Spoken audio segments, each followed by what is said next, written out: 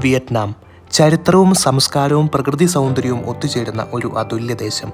ഹനോയിയുടെ സജീവമായ നഗരജീവിതത്തിൽ നിന്ന് സാപ്പയുടെ മഞ്ഞുമൂടിയ മലനിരകളിലേക്ക്, ദനാങ്ങിൻ്റെ സമുദ്രതീരശോഭയിൽ നിന്ന് നിൻബിനിൻ്റെ ശാന്തവും അത്ഭുതകരവുമായ ഭൂപ്രകൃതിയിലേക്ക്, ഹലോങ് ബേയിലെ ശിലാസമൂഹങ്ങൾക്കിടയിലൂടെ ഈ യാത്ര കാഴ്ചകളുടെ ഒരു സമാഹാരം മാത്രമല്ല, അനുഭവങ്ങളുടെ ഒരു കഥയാണ്. ഓരോ നിമിഷവും വ്യത്യസ്തം, ഓരോ സ്ഥലവും വിസ്മയം. ഇതാണ് എൻ്റെ വിയറ്റ്നാം യാത്ര.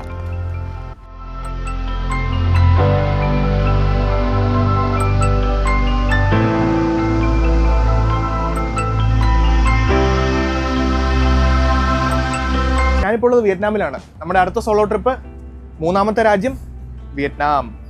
ഞാൻ 8 ദിവസം വിയറ്റ്നാമിലുണ്ടാവും. അപ്പോൾ 8 ദിവസം മാക്സിമം കാണാൻ പറ്റുന്ന കാഴ്ചകളിലേക്കൊക്കെ പോകണം. അപ്പോൾ അടുത്ത 8 ദിവസം ട്രാവൽ വിത്ത് മീ. ഇത്തവണത്തെ നമ്മുടെ യാത്ര തുടങ്ങുന്നത് കോഴിക്കോട് നിന്നാണ്. കോഴിക്കോട് നിന്ന് മലേഷ്യയിലെ ക്വാലലംപൂർ എയർപോർട്ടിലേക്കും അവിടുത്തെ ഒരു 3 മണിക്കൂർ ലേവറിന് ശേഷം വിയറ്റ്നാമിലെ ദനാങ്ങിലേക്കും എത്തിച്ചേരും. ഞാനിപ്പോൾ ഉള്ളത് മലേഷ്യയിലെ ക്വാലലംപൂർ എയർപോർട്ടിലാണ്. ഇന്നലെ വൈകുന്നേരം ഞാൻ കോഴിക്കോട് നിന്ന് ഫ്ലൈറ്റ് കയറി. രാവിലെ ഏർലി മോർണിംഗ് ഒരു 6:15 ആയപ്പോഴത്തേക്കും മലേഷ്യയിലെത്തി.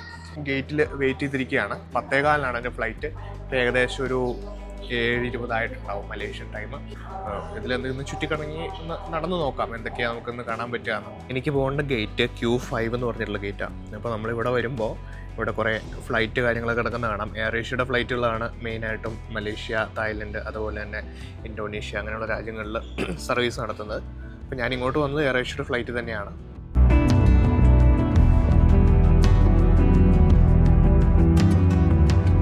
അങ്ങനെ നമ്മൾ ഫ്ലൈറ്റിൽ കയറി നമ്മുടെ സീറ്റിലെത്തി. എനിക്കൊരു വിൻഡോ സീറ്റാണ് ഇരിക്കുന്നത്. പുതിയ രാജ്യത്തേക്ക് പോകാനുള്ള ഒരു ഭയങ്കര എക്സൈറ്റ്മെൻറ്റിലാണ് ഞാൻ. ഓക്കെ,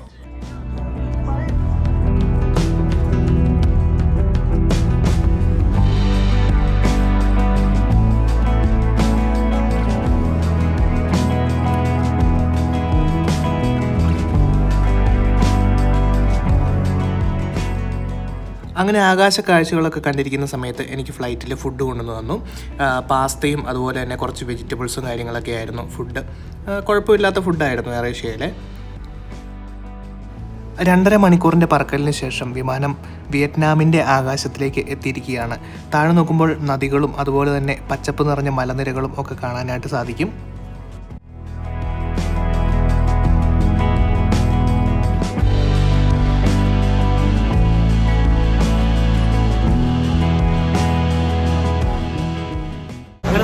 ദനാങ് എയർപോർട്ടിലേക്ക് എത്തിയിരിക്കുകയാണ്.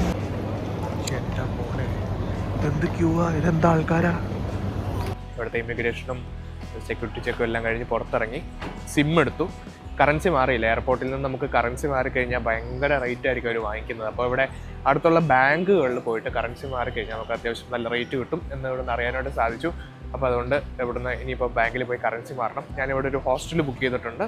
ഹോസ്റ്റലിലേക്ക് പോകണം. എന്നിട്ട് നമുക്ക് കുറച്ച് സ്ഥലങ്ങളിലേക്കൊക്കെ പോകാനുണ്ട് ഇന്ന്. അപ്പോൾ എയർപോർട്ടിൽ നിന്ന് ആദ്യം ഒന്ന് പുറത്ത് കിടക്കാനുള്ള വഴി നോക്കാം. ഇവിടെ ഗ്രാബ് വിളിച്ച് പോകാൻ പറ്റുമെന്ന് തോന്നുന്നില്ല. അതുകൊണ്ട് എൻ്റെ ഹോസ്റ്റൽ ഇവിടെ അടുത്ത് ഗൂഗിൾ മാപ്പ് നോക്കിയപ്പം ഏകദേശം 1 കിലോമീറ്റർ കാണിക്കുന്നുള്ളൂ. നടക്കാനുള്ള ദൂരമേ ഉള്ളൂ. അപ്പം ഞാൻ പതിയെ നടന്നാലോ എന്ന് വിചാരിക്കുകയാണ്. വെറുതെ എന്തിനാ വണ്ടി വിളിച്ച് പൈസ കളയുന്നത്, നടന്നു പോവാം. അങ്ങനെയാണെ ഞാനങ്ങനെ പതുക്കെ ഇതിലെ നടന്നു തുടങ്ങി. എൻ്റെ മോനെ നല്ല ചൂടാട്ടോ, ഒരു രക്ഷയില്ലാത്ത ചൂടാണ്. ഇതിലെതിലേ പോകുന്നതെന്നറിയില്ല. ഈ കാണുന്ന കേട്ടോ നമ്മുടെ എയർപോർട്ട്. എയർപോർട്ടിൻ്റെ പാർക്കിംഗ് ആണ്. ഇപ്പോൾ അവിടെ നിന്ന് ഇങ്ങനെ ഇറങ്ങി വന്നു കഴിയുമ്പോഴത്തേക്കും ഇവിടെ എന്തൊരു സംഭവമൊക്കെ കാണാം. ദനാങ് ഇൻ്റർനാഷണൽ എയർപോർട്ടിൻ്റെ ഒരു ചെറിയൊരു എന്താ പറയണേ, അത് എഴുതി വെച്ചേക്കുന്ന ഒരു സംഭവം. അവിടെ ഒരു ചെറിയ ഗാർഡൻ ഉണ്ട്. അപ്പോൾ നമുക്ക് റോഡ് ക്രോസ് ചെയ്തിട്ട് പോകണം. അതായത് നമ്മുടെ സ്റ്റേ 1.9 കിലോമീറ്റർ. അത് തിരിഞ്ഞും പറഞ്ഞൊക്കെ കാണിക്കുന്നത്. ഈ കാണുന്ന ഇവിടെയാണ് മിക്സ് സ്റ്റേ എന്ന് പറയുന്നത് ഞാൻ ബുക്ക് ചെയ്തേക്കുന്ന ഹോസ്റ്റൽ. അപ്പോൾ നമുക്ക് ആ കാണുന്ന റോഡ് ക്രോസ് ചെയ്തിട്ടാണ് പോകേണ്ടത്. അപ്പോൾ എല്ലാം നമുക്ക് നടന്നു നോക്കാം. വിയറ്റ്നാം ഒരു കമ്മ്യൂണിസ്റ്റ് രാഷ്ട്രമാണ്. നമുക്ക് എവിടെ ചെന്നാലും ഈ കമ്മ്യൂണിസ്റ്റിൻ്റെ കൊടികൾ കാണാൻ വേണ്ടി പറ്റും. ഇതുണ്ടോ കമ്മ്യൂണിസ്റ്റ് പാർട്ടിയുടെ കൊടികൾ. അതുപോലെ തന്നെ ഇതാണ്, ഈ കാണുന്നതാണ് വിയറ്റ്നാമിൻ്റെ ഫ്ലാഗ്. അതായത് 2 ഫ്ലാഗുകൾ നമുക്ക് കാണാനായിട്ട് സാധിക്കും. ഒന്നൊരു സ്റ്റാർ പോലെ, അത് പിന്നെ 2 അരിവാൾ ചുറ്റുക. എൻ്റെ തോളയിൽ ബാഗും ഉണ്ട്. ഞാനിങ്ങനെ വെയിലും കൊണ്ട് നടക്കുക. ആദ്യം ഹോസ്റ്റൽ കണ്ടുപിടിച്ച് ബാഗ് ഒന്ന് ഇറക്കി വെക്കണം.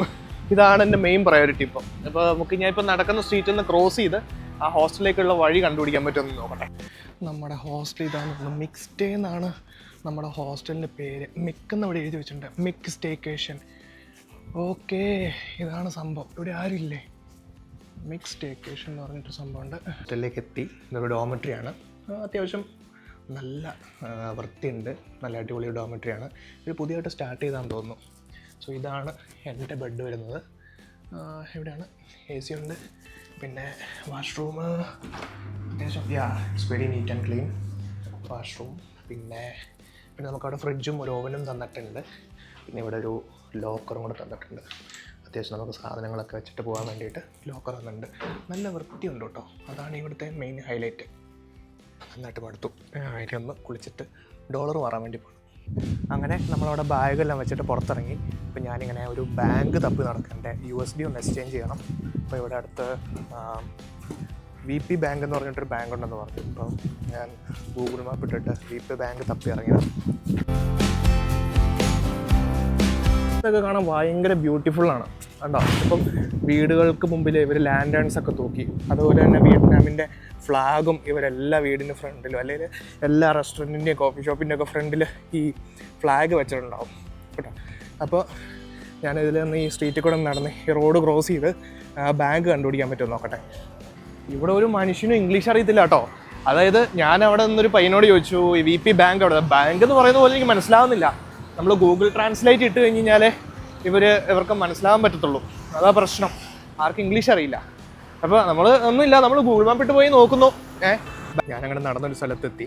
ഇവിടെ ഉണ്ടോ, ഇതൊന്ന് ബാങ്കാണെന്ന് തോന്നുന്നു. എൻ്റെ ഇംഗ്ലീഷിലൊന്നും അല്ല എഴുതി വെച്ചേക്കുന്നത്, വേറെ എന്തോ ഭാഷയിലാണ്. അവർക്ക് പോയി നോക്കാം. ക്യാമറ യൂസ് ചെയ്തപ്പോൾ അവരെന്തെങ്കിലും പറഞ്ഞാലോ, പോയി നോക്കാം. ആണ് ഇവിടുത്തെ ബാങ്ക്. MB ബാങ്ക് എന്നാണ് പറയപ്പെടുന്നത്. ഇത് ഭയങ്കര നല്ല കസ്റ്റമർ സർവീസ് ആട്ടോ. അപ്പം എനിക്ക് ചെന്നപ്പോൾ തന്നെ ഒരു സെക്യൂരിറ്റി ഉൾപ്പെടെ ഭയങ്കര വാമായിട്ടുള്ള വെൽക്കമിങ് ആയിരുന്നു. നമ്മളെ കറക്റ്റായിട്ട് കൊണ്ടേ കറക്റ്റ് സീറ്റിൽ ഇരുത്തി ഇതൊക്കെ എന്താണ് നമ്മുടെ ആവശ്യം എന്ന് അവർ ചോദിച്ചിട്ട്, അപ്പം കറക്റ്റ് എക്സ്ചേഞ്ച് ചെയ്യാനെന്ന് പറഞ്ഞു. ഇപ്പം ഞാൻ എൻ്റെ USD കൊടുത്തു. ഒരു പേപ്പർ വന്നു, റെസിപ്റ്റ്. അത്യാവശ്യം ഡീസൻ്റ് ആയിട്ടുള്ള റേറ്റ് തന്നെ. എനിക്കൊന്ന് കുറച്ചുകൂടി ഇപ്പോൾ ജ്വല്ലറി ഷോപ്പിലൊക്കെ കൊടുക്കുകയാണെങ്കിൽ കുറച്ചുകൂടെ കൂടുതൽ റേറ്റ് കിട്ടും. പക്ഷേ അതിപ്പോൾ ഇല്ലീഗലാണെന്ന് പറയുന്നത് കേട്ടോ. അതുകൊണ്ടാണ് ഞാൻ ഡയറക്റ്റ് ബാങ്കിൽ പോയത്. അപ്പോൾ ഡോളർ മാറി.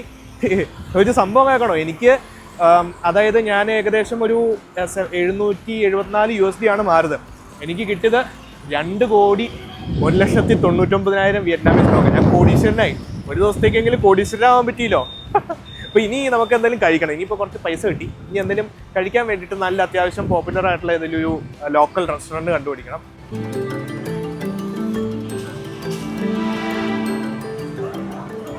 ഞാനൊരു ഗ്രാബ് ടാക്സി വിളിച്ചു. ടാക്സിക്കാരൻ്റെ പുറകെ കയറിയിരുന്ന് പോവാം. ഞാനൊരു റെസ്റ്റോറൻറ്റ് തപ്പി കണ്ടുപിടിച്ചിട്ടുണ്ട്. ആ റെസ്റ്റോറൻറ്റിലേക്കാണ് പോകുന്നത്.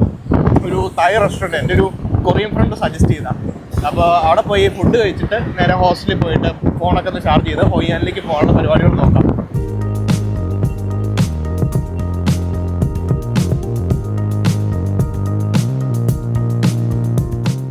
ഭയങ്കര സെറ്റപ്പ് ആട്ടോ ഇത്. ശരിക്കും പറഞ്ഞാൽ ചൂട് ഈ സ്ട്രീറ്റുകളിലൊക്കെ മരങ്ങൾ നട്ട് വളർത്തിയിട്ടുണ്ട്. അതുകൊണ്ട് ഇവിടെ വലിയ ചൂടടിക്കത്തില്ല. അതിനാണ്ട് വലിയ കെട്ടിടങ്ങളൊക്കെ എന്തോ ബാങ്കോ അങ്ങനെ എന്തോ പരിപാടികളൊക്കെ ഉണ്ട് കേട്ടോ.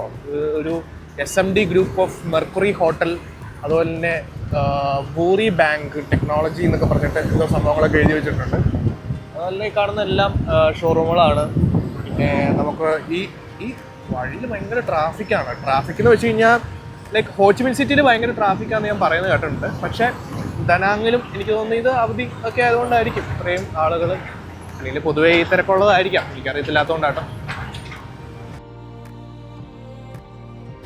ഞാൻ രാവിലെ തൊട്ട് വെയിലടിച്ച് കരിഞ്ഞു, നല്ലപോലെ കരിഞ്ഞു. സാരമില്ല, നമുക്ക് ഫുഡ് കഴിക്കാൻ പോവാം.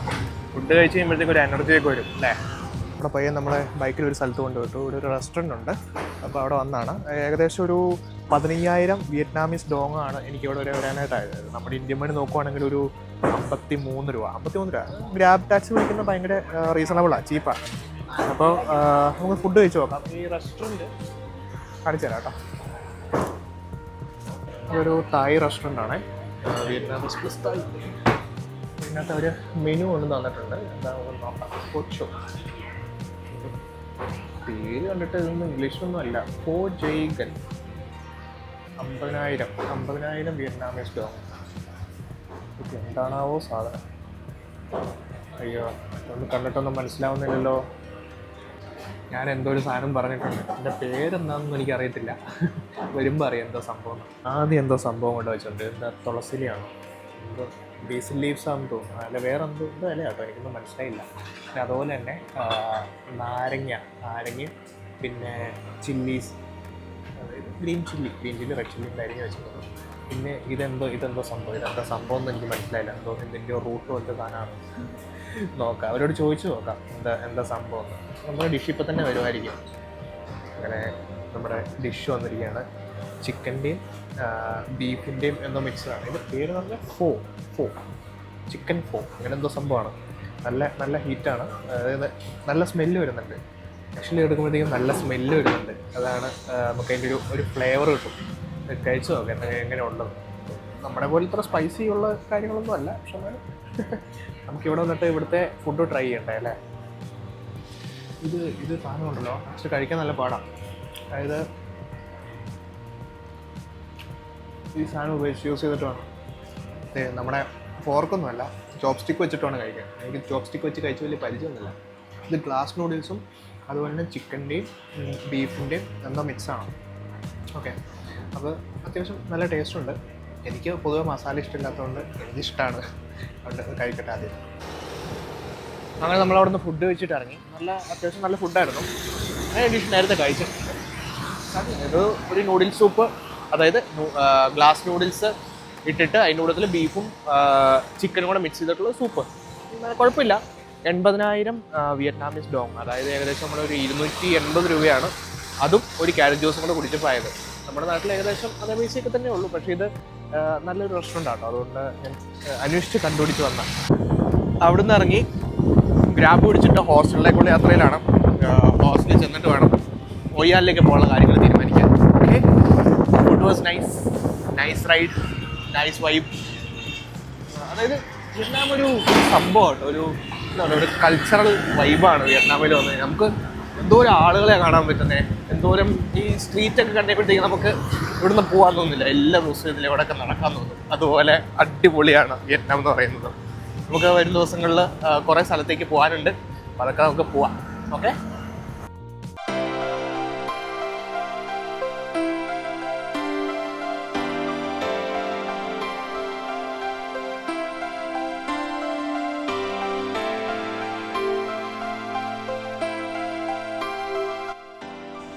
വിയറ്റ്നാമിൻ്റെ കൂടുതൽ വിശേഷങ്ങൾ നമുക്ക് അടുത്ത വീഡിയോയിൽ കാണാം. അതുവരെ ഗുഡ് ബൈ.